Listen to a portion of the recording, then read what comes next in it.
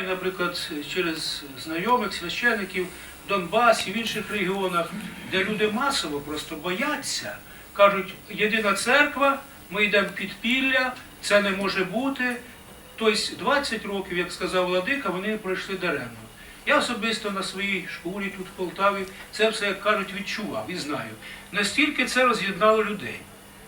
І тому оці проблеми треба не тільки говорити на круглих столах, а їх треба висвітлювати у пресі, найперше в їхній, в тих, кого зомбували. Тому що люди настільки зазомбовані проти Київського патріархату, а тепер вже проти єдиної церкви.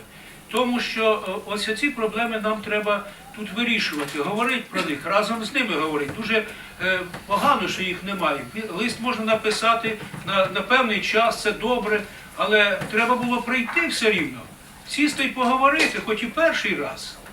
І з цього треба було починати всю цю підготовку. Я про це говорив.